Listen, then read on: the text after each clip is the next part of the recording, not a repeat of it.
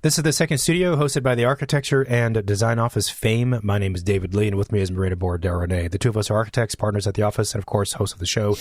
Today, it's the two of us, and we're having a casual chat about working with sales reps and manufacturers, right? Material suppliers, what it's like. And also, well, I mostly just vent and complain in this recording. The usual. But kind of just talking about the challenges of that. And also, I think how all those folks can perform in a way that would make our lives as architects much easier and make their products, therefore, more appealing to architects. So, you know. So if you're a sales rep and you want to know how to win sales and win architects, that's basically the recording you should be listening to. Okay, that's it. Sponsors. Available with Revit version 2023.1 onward, Autodesk Insight is a next-generation carbon analysis tool that can help you make the leap to low-carbon design. With only a few clicks, Insight lets you analyze, understand, and track the embodied and operational carbon impact of your design choices. You can then visualize opportunities for energy efficiency and carbon mitigation with its flexible dashboards, helping you make more sustainable and informed decisions.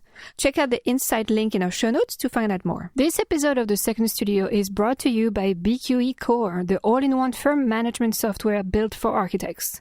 Designed by architects for architects, Core helps you track time effortlessly, manage projects seamlessly, and get paid faster so you can focus on design, not spreadsheets. With powerful automation and real-time insights, it's everything you need to run a smarter, more profitable firm. See how BQE Core can transform your practice by clicking the link in our show notes. This is The Second Studio with Marina and myself. Here we go. Tell us why we're talking about this, Marina.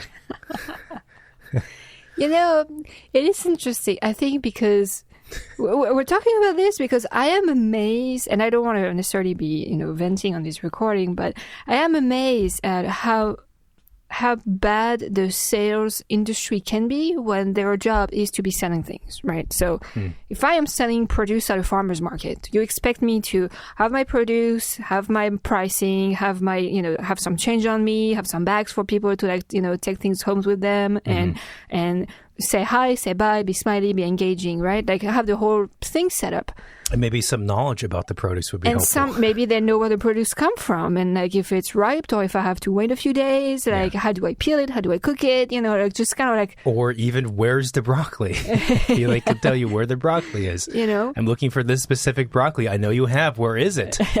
You should know where it is, and you should guide me to the broccoli very clearly. And if somebody asks you questions about broccoli, you don't take 3 days to get back to them about where the broccoli comes from. So I think it's just. We work on a lot of different types of projects, architecture and interior design, and we're always looking for things to use for projects, right? So it could be specifications for building materials, for finished materials, even sometimes for furnishing, lighting fixtures, all kinds of components that make a building a building. And we're always looking to use, not for everything, but different things because each project is unique. So we kind of cast a wide network of people we work with. And those people often are what we call sales representative. They are kind of like the people you contact when you're looking into buying or specifying a product. And we contact them because we need to know how available the product is, what's the cost, if there are different finishes or different options it comes with, different lengths, different sizes, right? We're trying to understand what are all of the options of that specific materials we're looking at to see if it fits and how it could fit our project. So we come up with a series of questions usually when we reach out to sales rep, and we need answers to in order to decide if we're going to use that material or not. And it always amazes me how bad most of those websites are for products. Sure. Right? Like I'm going to, I don't know, a wood siding website. I'm expecting to see listed all of the different species of wood that's that makes up their sidings.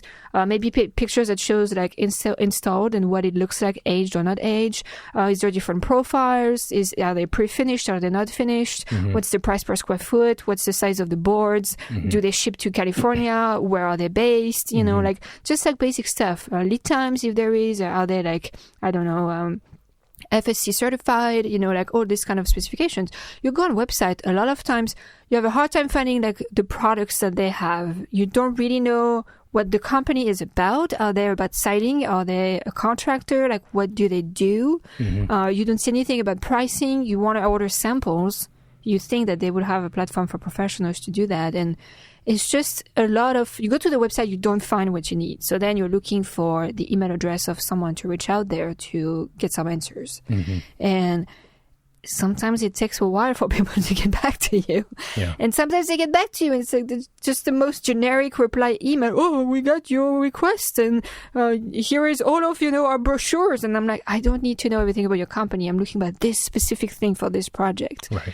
So it takes a lot of time to, design takes a lot of time. And then deciding on what materials and then finding that specific material can take a lot of time depending on how easy it is to find the information about the product. I think that's why there's a tendency for professionals to reuse the same products over and over again. Of course. Because once you find one that is not only good as a product, but the people there, the sales reps are good, you don't really want to leave them because it can take a really long time to find that good person. Yeah. And it saves you hours and, altogether days, like literally days of work you don't have to do because you can rely on the people you've relied on before.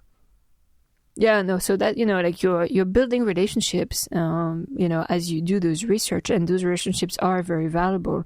And I always love when a rep gets back to me quickly with clear answers. Sometimes you send questions, there is like 5 bullet points in an email. Yeah. And they only cannot reply to 2. I'm like, okay, but what about the other 3? Like, I need those answers.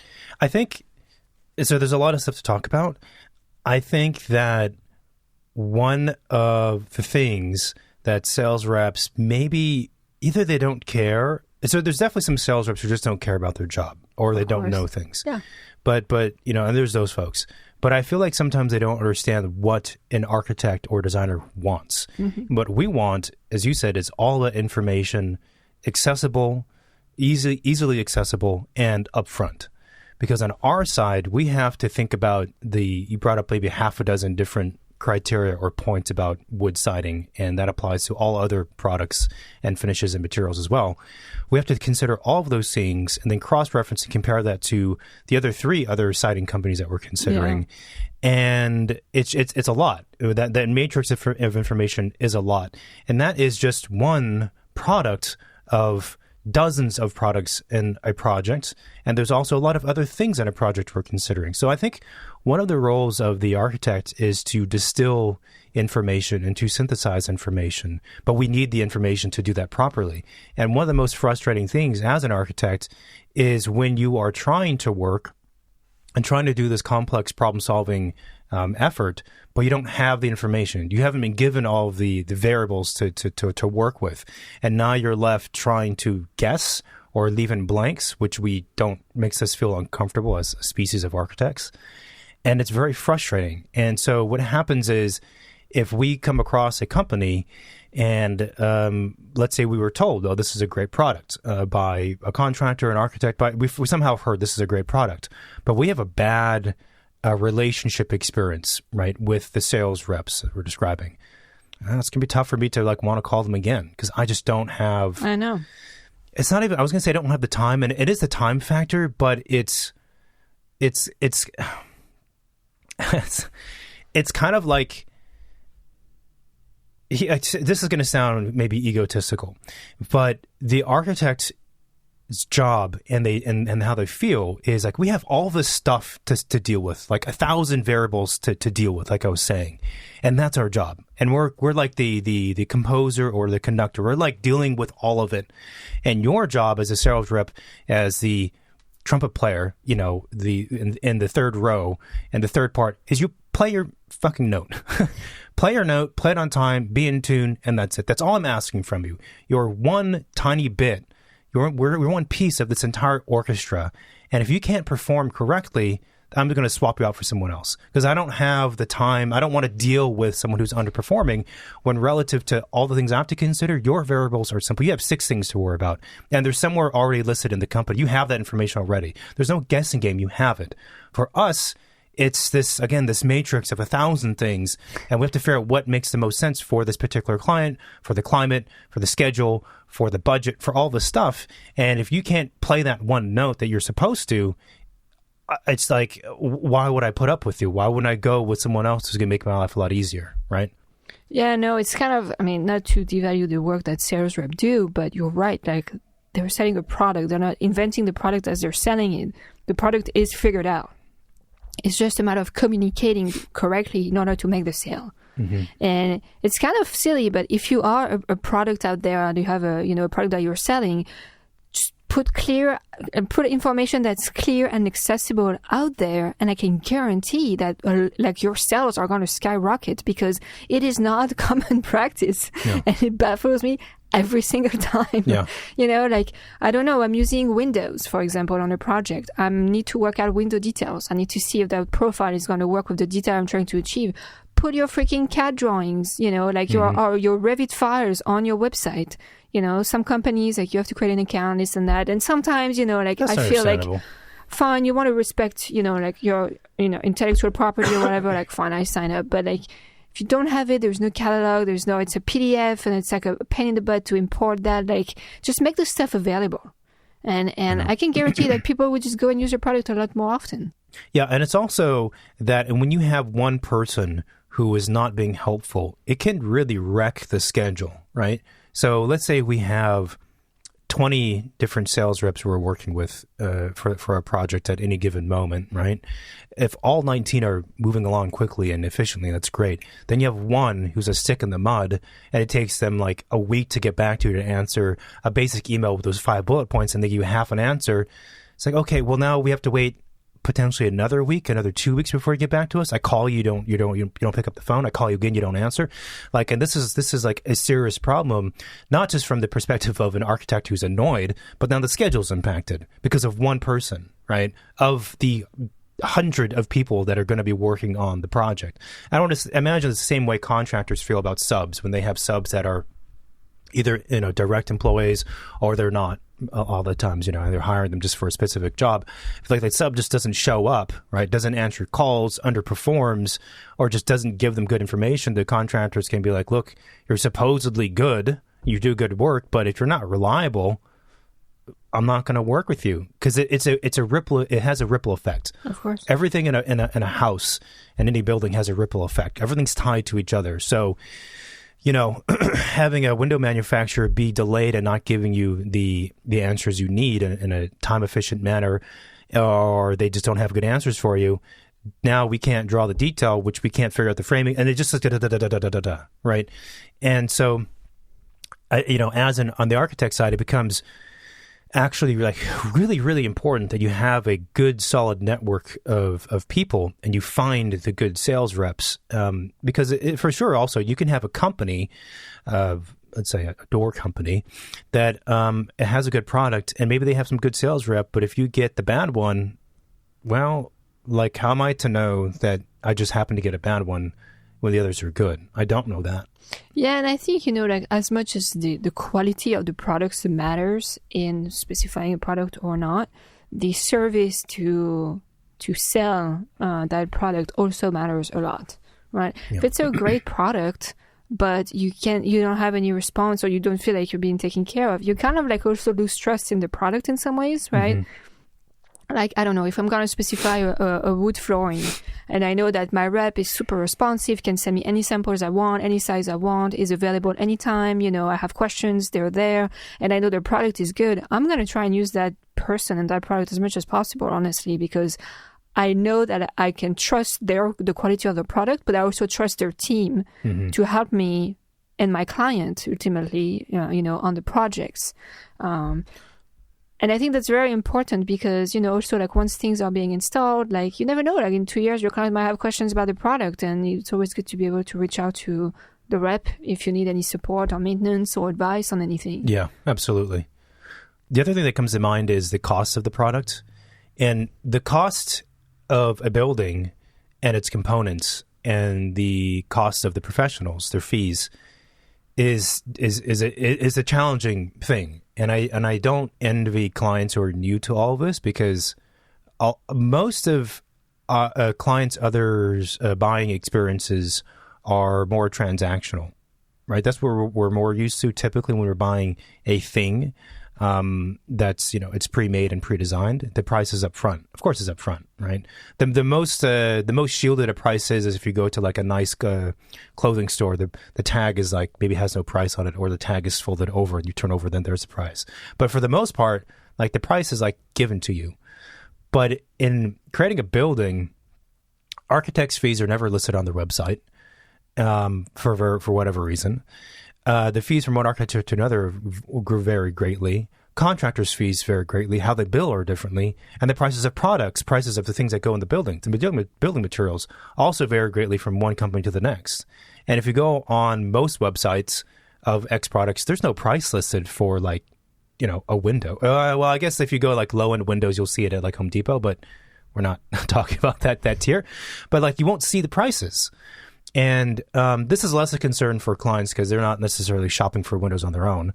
But for architects, this becomes kind of an issue. So, and now also with the way that we work in getting ROMs from rough order of magnitudes from contractors, which just means estimates, construction cost estimates, I feel like it becomes more important for these sales reps and the suppliers to be very good at providing price transparency, like detailed and accurate price transparency for materials, if it's possible, or at least a ballpark figure for what we're thinking about. And so the reason why I think giving just blanket prices for products, building products, is sometimes difficult is because it can vary greatly, right? If you order more stuff, it becomes cheaper. Depends on the details. There's like many different ways to a window can be fabricated, even by one window company. Like what are the finishes, what are the sizes, what are the mullions, what are the mechanisms, all that stuff plays into it. So it becomes difficult to just give a sticker price on it. But having a person who's willing to have that conversation openly and quickly with you, it's a huge benefit. Otherwise, we're in the dark. I think things that are easily quantifiable, like measured in terms of units, let's say, are easier to price for reps, right? Because they just have a system and they enter all the data and the system spews out like what's the price. Like Windows is an easy example. Once you select like what type of glass, what type of handle, what finishes, like what door window configuration you want, like they could give you a pretty good price. It's trickier when you're talking about finishes. For example, I had reached out to a company that was doing kind of like special finishes for exterior siding, and they're like, oh, we do like really, luxury finishes. I'm like, okay, well, I need to kind of understand like what you have a price per square foot just to give me an idea, so I can compare to like, okay, if I do, I don't know, stucco versus wood siding versus your product, like where does that align? And I understand that you can give me a quote because we're talking about something that gets applied to walls and it's about like, quantities of walls and all of that stuff. It becomes tricky unless you have all of the CDs, for example, to really do a good takeoff. But I'm like, I still need to understand, like, should I pursue in trying to give you that level of information because your product is viable? Or like, are we like way out of the budget that I don't even need to take the next step because you're out of my league for this project? Yeah. And I never really got an answer from the rep besides, oh, it's like we do like really, really high end and being very mysterious. And I'm like, look, your product sounds super interesting. Like the finishes you're proposing, I've never seen that before. But the fact that you can't give me a price, even a range, I don't know if I can use your stuff. Yeah. So, and you're not communicating with me, so I'm just going to forget about it. The challenge with projects for clients, and this challenge also extends to architects and contractors, is the chicken or the egg dance between, scope, quality, and scope and quality on one side, and the other side is the cost, right? And as you said, the way we determine the final cost of the project and its things is we do construction documents and then it gets priced. That's easy to do because they're known. The CDs outline everything. But to produce construction documents and to get to that point in design is an extreme amount of work. You're talking about 9 months, 12 months of work by an architect, let's say, around 6 to 12 months, something like that. And so, of course, it doesn't make sense to spend all that time and fee for a client for an architect to do all of that, to then realize, oh, none of this stuff like works at all. And so we all do our best to kind of guess and project the cost of things, but having reps who are also willing to work in that manner and say, okay, I'll have a conversation with you and help fill in the blanks, So so you talked about windows, if we send out a preliminary window schedule to a company and say, here's what we're thinking. I know there's a lot of stuff not quite figured out yet, but I'll give you some basic parameters for what we're thinking about and where we're trying to go with the project. Can you put together like a ballpark range? And most of the time the companies it won't be a ballpark. They'll give you a number that's based on some calculations because that's how they work and think. But it's something, right? It's something to work with. And if you are an architect who needs to be that involved into the budgeting of the project, or you're a contractor, then those people would become necessary because it's, again, if one person takes 2 weeks to get back to you, so what, now we're waiting an extra 2 weeks to get an estimate because of one person?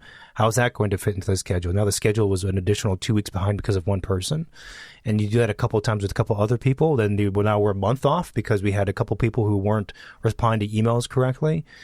And so it is, on the one hand, like I was saying before, like their role is small relative to the contractor and the architect, but it's like absolutely critical. Everyone's a block in the pyramid. You have one block that's missing, it just falls apart. It's small, and like you usually, like architects starts thinking about materials like fairly early on in the project because it works hand in hand with the design, right? If you're designing a house out of concrete, it's a very different design than if you're designing it out of, I don't know, glass block, right? Yeah, sure.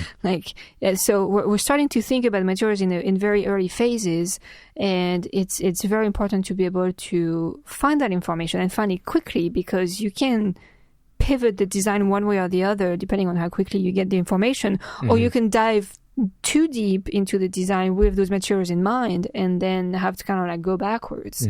There is a website that I think we've mentioned before called AceLab that has kind of like a wide variety. It's kind of a library of materials you can... And products. Yeah. And products you can browse on. They have all kinds of things from like finishes to, I think they have windows, they have like all types of building components that you can browse and search.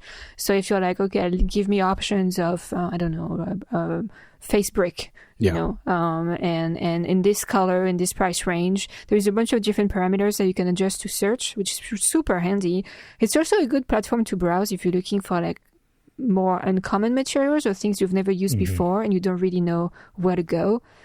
Sometimes Google search is not really your friend because it can take you to places like out in the world that's not even near you. Yeah. And that might not even be vetted by anybody you know. Yeah. So, and that's a good point too, the vetting, because AceLab is not just a generic, they don't just pull information from the internet. There's a team behind it. So you can actually message them in the chat, which all, software companies have these chat boxes now.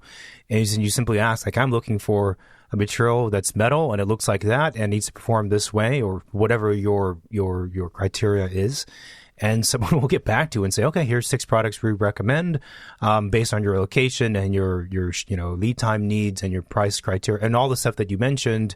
And by the way, here's also specific reps at that company that we know who are good people to work with. And it's kind of like, I guess ace in the pocket would be the phrase, because it just makes it a lot easier. Otherwise, you're left to Google asking your own network for, opinions and whatnot. But everyone's biased to their own, recency and also their geography and their location and whatever else, that their network. Whereas AceLab, because that's all they do, they have the ability to find a bunch of other stuff and be objectively, critical about the things that they're recommending. So we found it to be very, very, very helpful. Going back to, you were talking about CAD details and 3D components and whatnot. I want to reemphasize how appealing that is for an architect or designer when a company has those done and they're accessible and they're done well, right? And it might seem kind of I don't know. Maybe the way that we work, and I suspect that it's the way that a lot of like high-end custom house architects and designers work, is that to vet and know if we're going to use a project, and we're new to a product, and we're new to the product. There's there's the costs and the lead times and the finishes, and there's all that stuff. But it's also even the technical details, right? So I can understand how this thing gets installed. So that one, I know if as best as I can tell, if it's going to perform, but also, so when it gets installed, what does it look like, and how does it fit together? And it could be also that we have a very particular kind of corner condition in this project, and we need a window or whatever it is to fit a precise way. Can this product perform in that way, or a door? Oftentimes, can it fit in this kind of zone? And to know that, we actually need to see the drawing, and we needed to look at it and maybe do a quick sketch to kind of think through it, right? And so that's an example of us doing, again, a little bit of testing, a little bit of work, a little bit of preliminary estimating, cost estimating, but also sketch estimating to see if this is worthwhile pursuing any further.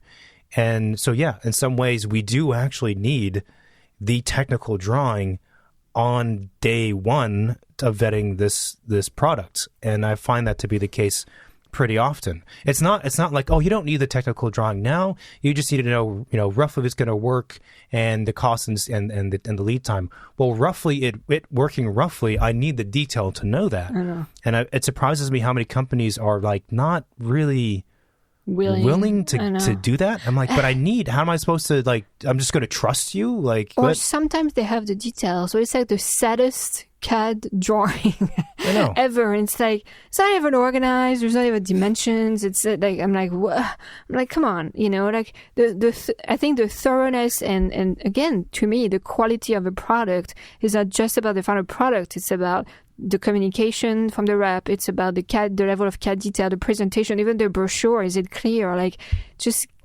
clear information. It just still baffles me. And because all custom houses have these unique conditions. Even normal houses, I would say, always have a handful or more than that of like unique, weird conditions. So like I say that because maybe for someone who's not an architect, they might be thinking and saying, well, like, I don't understand. Aren't there's all like standard building components? These window companies, door companies, whatever flooring companies have been around a long time. Aren't they standards? So like, why do you need to look at the details? And again, it's because there's always a bunch of atypical conditions, and we need to see it. And the thing that baffles me too is like, let's say, I've been thinking about windows lately. That's why I keep referring to windows. Let's say you're a window company, right? I mean, how long would it take you really to produce, let's just say, 2D CAD details of your product that were drafted accurately, to scale, and organized in the CAD space to where it was clear and showed where the finished materials would go, where the studs would go, and how the fasteners would take place? Like, how long would that really take? Assuming you had a person who's good at drafting and you had another person paired with them who understood the product through and through. I don't know, like 5 days? It would not take 3 days, a day? Like, it wouldn't take you very long at all. And it's kind of like the biggest void in the sales rep, product, material supply, whatever department that's missing. And it's weird because if you could do that and have all the architects know that your product, we have this set up for you. Like, it's a breeze for you to find out how this is going to work. You would probably like double or triple the number of customers you'd have. Competitors. You know what I mean? Yeah. Yeah, because no one does it. And it's crazy. It's like, for the amount of drafting and thinking and design work we have to do, as a company, right, a big company, let's say, it wouldn't take you that much time or money to do it. Like, what are you doing? I know. This is what we all want. I'm telling you right now. I'm speaking on behalf of all the architects. This is what we crave and what we want. And so it is a weird thing that it's not there. It's like, That, and the next thing after CAD details is like samples. It's like, all right, look, it looks like you have beautiful material on the computer, but I'm building in real life. So I would love to see what that looks like in real life. you don't have a showroom because everybody's, remote and virtual and digital nowadays, which is fine, like I get it. Like keep your overhead low and just have everybody at home. But I need to see the stuff. So either you can send me to a project that's been using your product, which most of the time you can't because NDAs, privacies, they can, reveal the information of what things have been used, fine. Or you send me a box with samples. And actually that is the best way is you could send me one random sample of one of the 50 products you have on your website because I asked for that specific one. Or you make a small box out of like a bunch of your leftover, product trimmed and whatever. Package it in a way that doesn't need to be super fancy. That shows me like all the stuff you offer. I keep that in my mature library in the office. And every time I have a project, that's the first box I'm going to open, look at and consider. And I think... those sometimes are so hard to get. It's like, oh, we don't have samples, we can't, or like, I don't know. It's just like you have to pull teeth in order to get the stuff. I'm sure for the samples, it's a cost factor. It's not cheap to mail stuff, and then they're losing some amount of product. But samples are absolutely necessary. The other thing that we would like to see before samples are really good photographs or videos of projects. Now, that is maybe the first line of like testing that we would see of a product. Let's say wood siding, for example, or anything like Terrazzo. It doesn't matter. Like clear, clean photographs that feel like they are accurate for the material. And of course, when you see something online, is it accurate? We truthfully don't know. Nobody knows unless you see it in person. But you can kind of tell, right? Like some places, they have photographs. I'm like, the lighting is, I can tell you shot this at dusk, and there's like someone's iPhone that you use with a flash. Like, what? Like, that doesn't do me anything. Like, and I understand also, like, getting photographs is not an easy thing.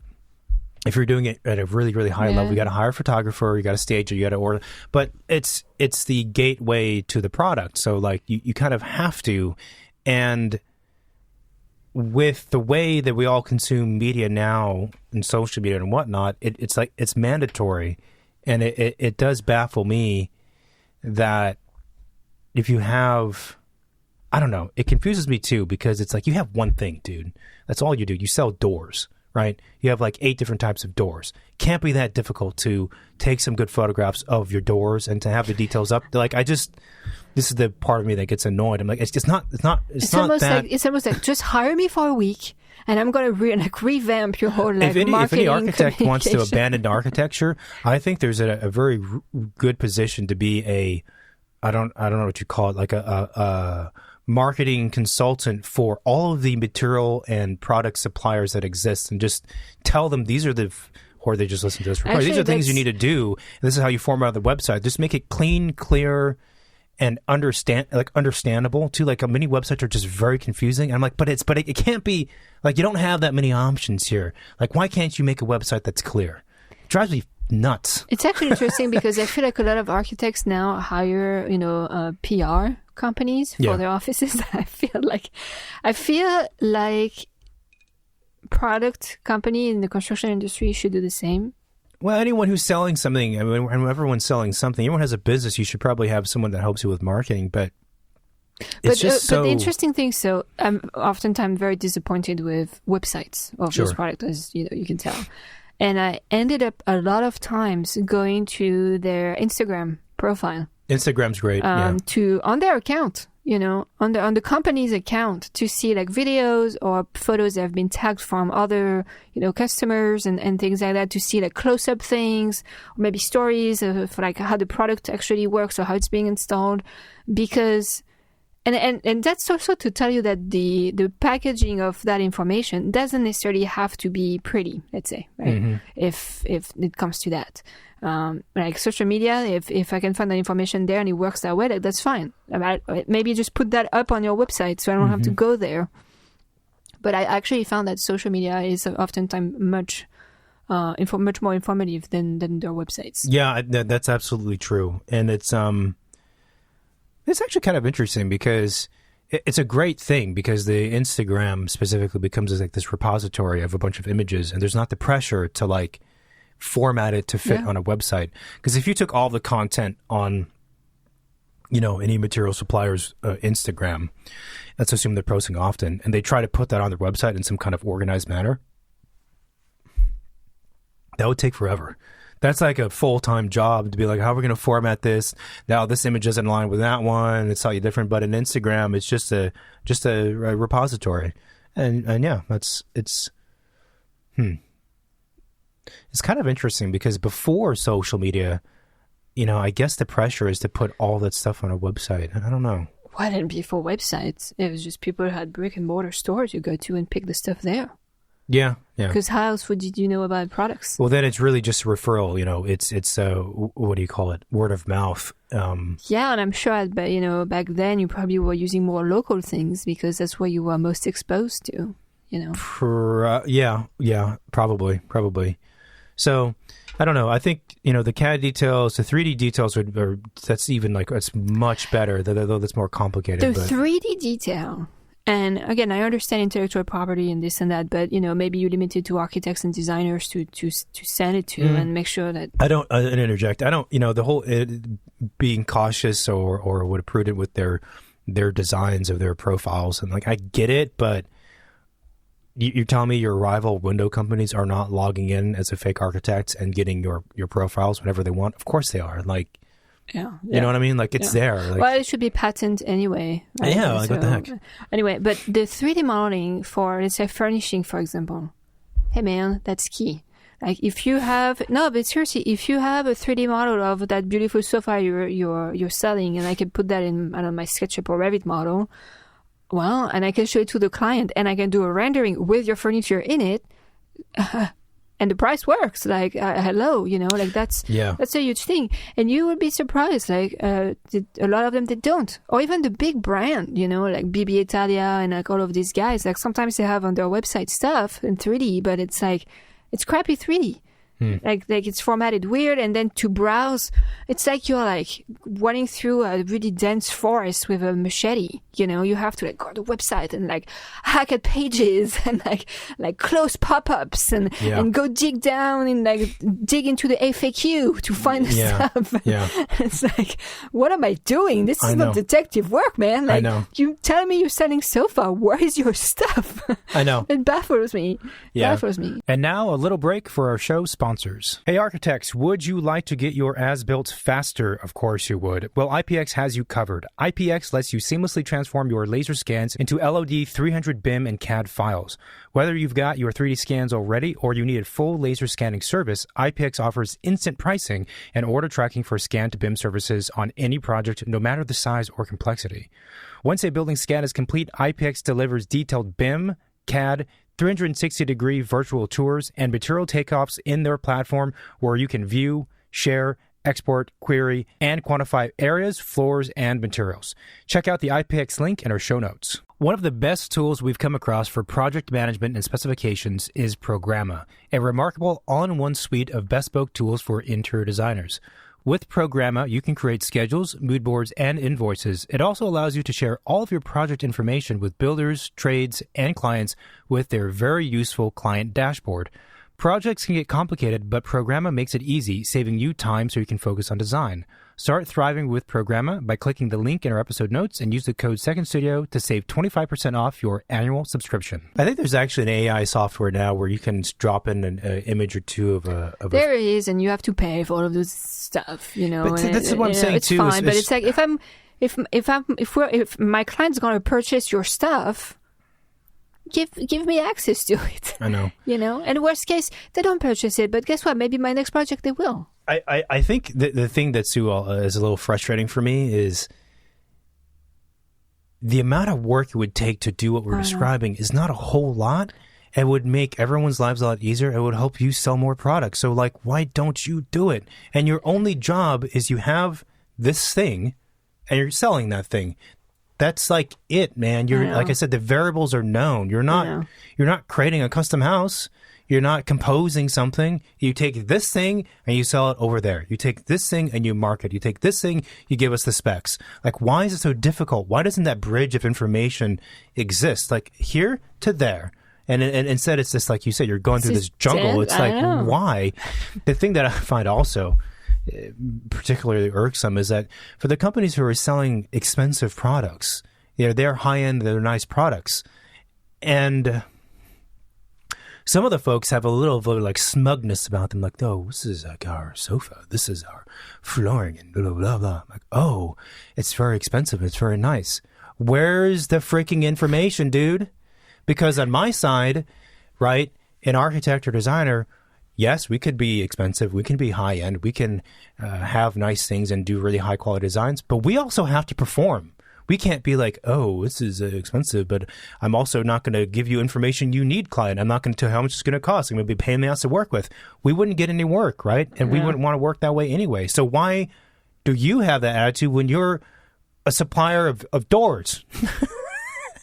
Like, what is this? What are you doing? Right? I know, it's like, what are you doing? It's like they're selling like the Holy Grail, It's like this sacred thing that you can find, and if it's that, you can know about. If it's that good and you're that good, where is the information, dude? Like, why aren't you good at your job? Well, and again, I mean, all of that information is in-house. Like we mentioned, the details for Windows. It's there somewhere. No, they have the CAD details because they're producing it in their factory, right? It exists. It is there. And I know, like, the specs and whatever, you have it in a PDF somewhere.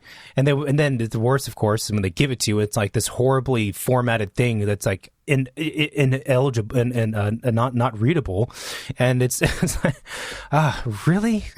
The best reps are like the ones that are nice in emails, because also let's not talk about how people write emails these days. Like it's all over the place.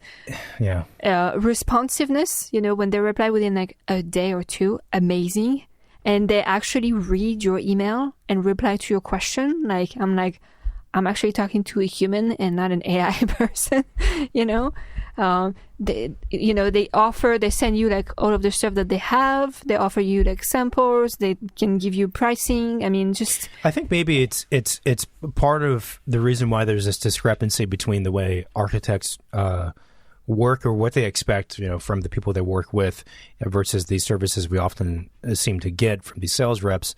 Is like, I would say architects in general are very detailed people. Like if we're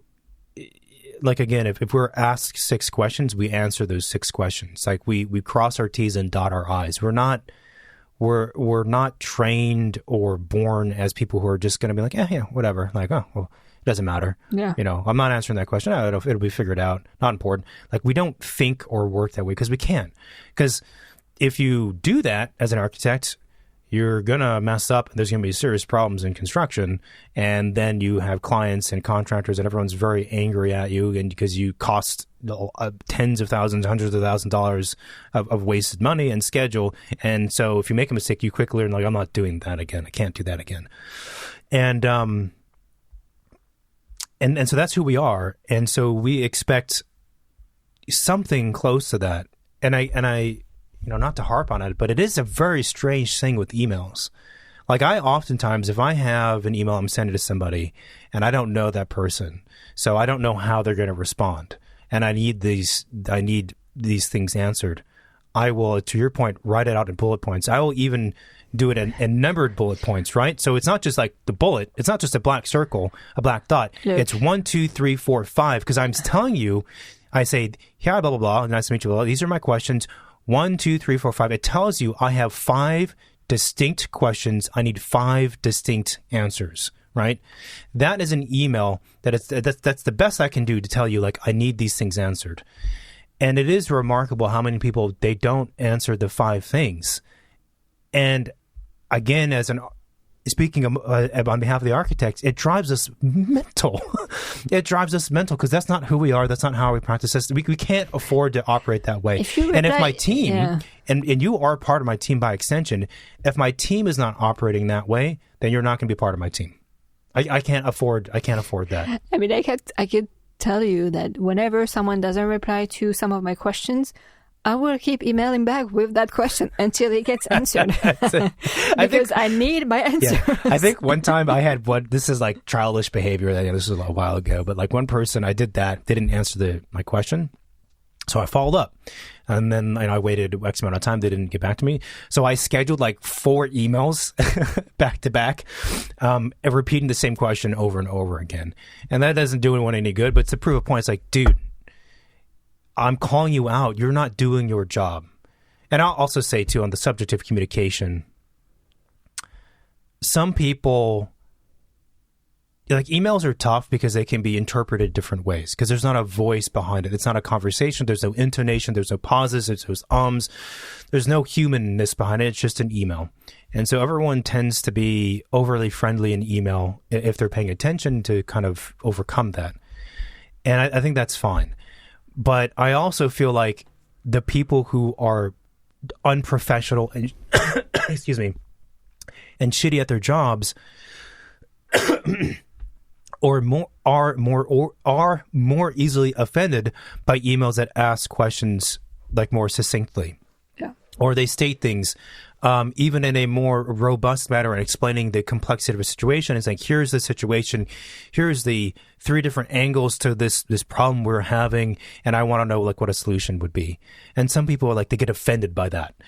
And I'm like, and now I'm not necessarily talking about sales rep, I'm talking about consultants to work with. I'm like, look, dude, I'm having to write this email and point out the 3 different ways to describe this problem we're having because of an issue, and in some cases it's because of you, right? I'm spoon feeding you information in an email, and I need an answer. And if you throw a hissy fit because you don't like that email, that is your fucking problem. It's not my problem. And I've heard a number of times from people, well, you should have just called me. So you're telling me, as a full-grown adult, that you need to have a conversation over the phone so you feel better about the same content, right? And in a lot of cases, I do acknowledge that phone calls help kind of lubricate, things and whatever else, and that's true. And that's a very important strategy to employ during whatever times. But personally for me, so I understand that, and I oftentimes will do phone calls because of that. But personally, I think it's bullshit. Regulate yourself as a full-grown adult, right? Regulate yourself. Don't do the baby thing of like, oh, I didn't like that email and the perceived tone in the email, so I'm going to throw a hissy fit. If that's your mentality, I don't want to work with you because these projects are difficult. They're challenging. We have all kinds of problems that are going to happen. I don't need to do we need to work issues together. And if it's going to be like you making up this made up tone in an email because you're illiterate, you don't understand certain words, not my fucking problem, dude. I don't know. I'm thinking of a person in particular now. Like you use that word. I didn't like that. I'm like, you didn't like that word because you didn't understand that word because you're illiterate. That's not my problem, right? The fact that you have like the comprehension level of a 5th grader, like I'm an architect. We have millions of dollars at stake with this client. I have a lot of technical things to review. I use a word it's not like an SAT word either. And if you don't get it and you throw a hissy fit, then then why would I work with you, right? That's your problem. It's not mine. Right. And so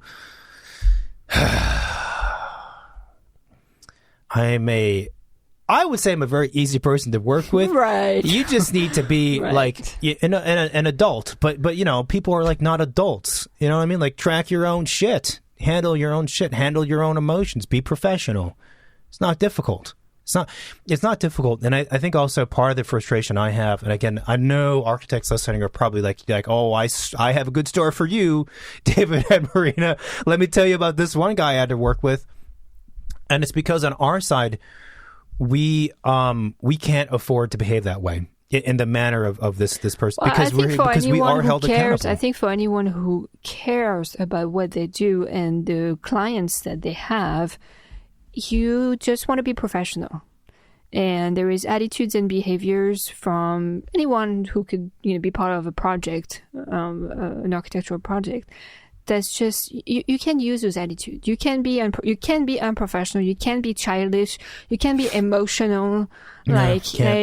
like you don't show up to your boss and like start ranting and throwing hissy fits about the smallest thing. Like, grow up. Like, I'll tell you why also I think that... Like, deal with your personal stuff and then reply to my email. Like, don't... Like, just grow up. Yeah, I know. Be professional. And the being professional, to me, means being objective about stuff, right? And I'll tell you, I think the reason why architects are generally pretty good at being objective and kind of distanced from the emotional component of an email, like I've described, or whatever it is. And the reason why is because we go through architecture school, in which we give design presentations to a panel of people. And when you're a student, you're 18 to 22, 23, whatever it is, it's like a very personal thing. I've poured my heart and my soul into this design, and I've created this thing that I think is hopefully great. And I've spent all night working on it, and I haven't slept for 2 weeks or whatever. And I present it to you. And then what happens? The jury shits on your design, calls you out and says, all these things are wrong with it, blah, blah, blah, blah, blah. And that repeats a bunch of times in school because you get critical feedback.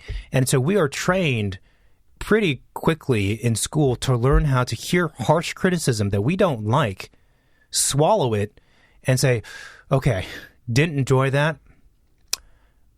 but were they right?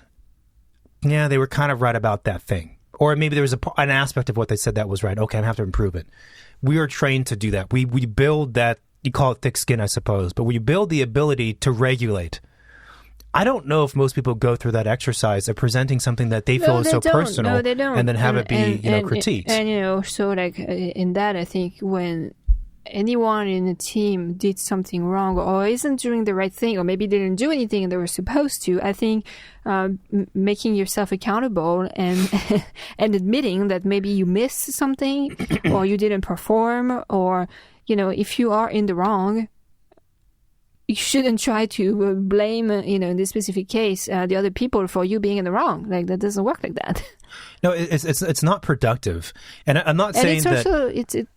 Yeah, go ahead. And it's also, projects is problem. There's a lot of problem solving, right? You don't solve problems with that kind of attitude. You're just adding problems to the problem. So yeah. It's really not good. I agree. So that's the thing. It's like what we're trying to do is solve this problem or the big problem or all of the problems, right? And to do that, it's objectively, it's not mathematical, but it's mathematical in the sense that it is objective. Okay, so this and that plus there minus that divide by whatever gives us that thing. Okay, that's it. You're not happy about it? I don't care. You were offended and upset because you made a mistake, or you blame. It doesn't matter. Like, we need to move forward. And so, like, some of the best people that we've worked with, they acknowledge when they make mistakes. We acknowledge when we make mistakes, and we all just move forward and we work it out. And it's not to say that the way of communication is blunt and without the politeness. So in the case of email, it's not like we're sending emails like, why'd you do that? Period. It's always, hi, so-and-so. Like, we noticed this issue. We got to get this resolved. Like, how do we... there's always that stuff in there in my emails. I don't want people thinking that, like, I'm just sending out all these, like, crazy messages to folks. But where it becomes, again, frustrating for me is if I do all of that stuff and you're still coming back at me with attitude, then now we have a problem, right? Because now I have to deal with your attitude during that project. And I don't want to have to do that. And the funny thing is, right? Yeah, exactly. And the funny thing is, if you think about the team members on an equal playing field, I'm one of the team members, you're one of the team members.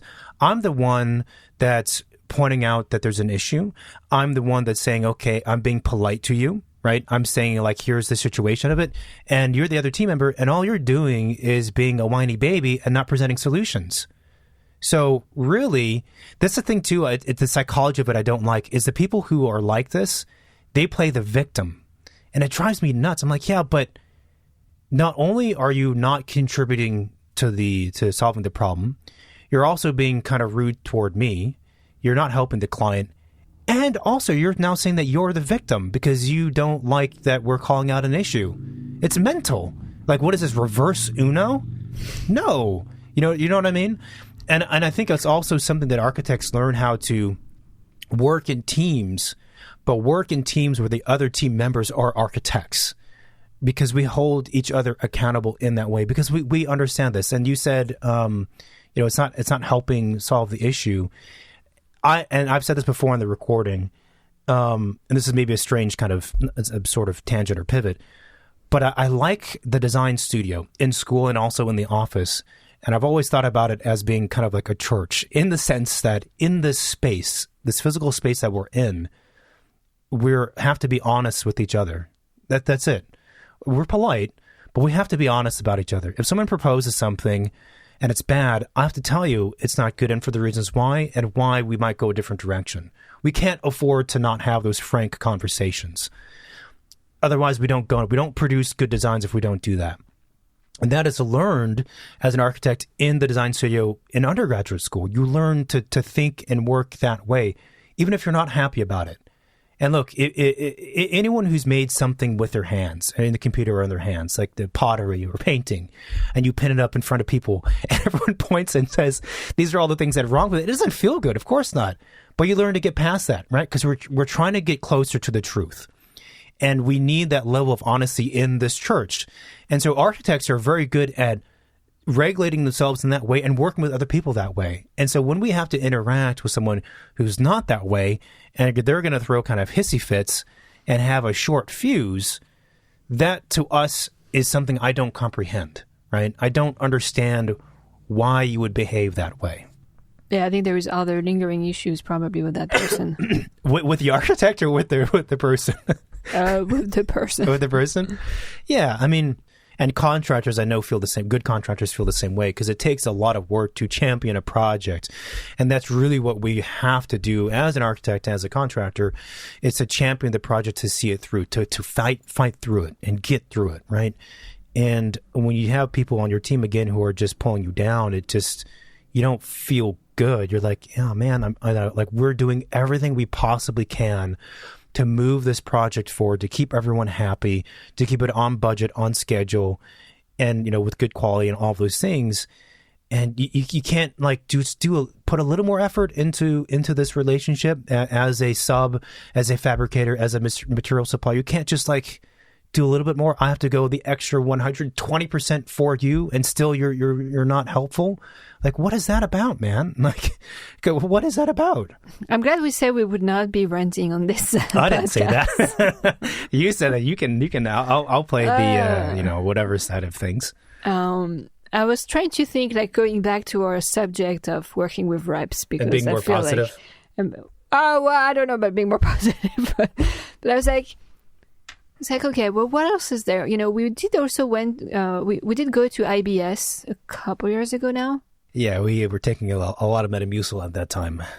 What? IBS stands for irritable bowel syndrome. Oh, no. But like it was a conference. It was not a pleasant conference. Vegas. It's gross. Vegas. The building event in Vegas, where basically all of the brands you could think of, are there with a booth and some products. Miralax, Metamucil.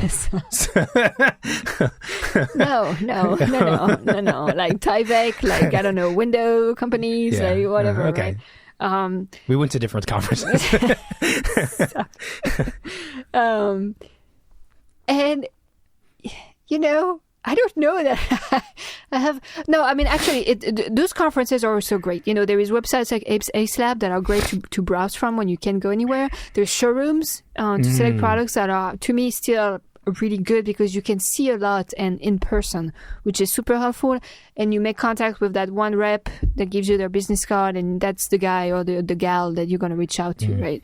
There is also those conferences or like building expo, thing that happens maybe once a year or so, depending on where you are.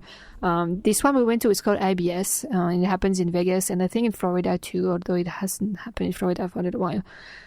And I think go ahead. Yeah, it doesn't matter. This year was in Vegas too. Oh.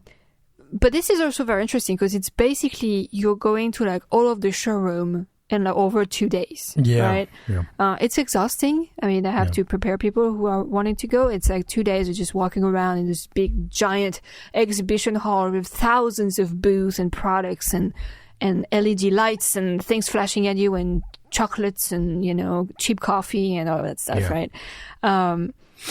But this is actually also a good thing to go to because you can cover a lot of ground and see a lot of products and discover a lot of products and ask questions, because a lot of these booths actually end up most of the time having people who know the technicalities of the products versus, sometimes you shoot an email to those websites and it's whoever's filtering the email that's going to reply to you.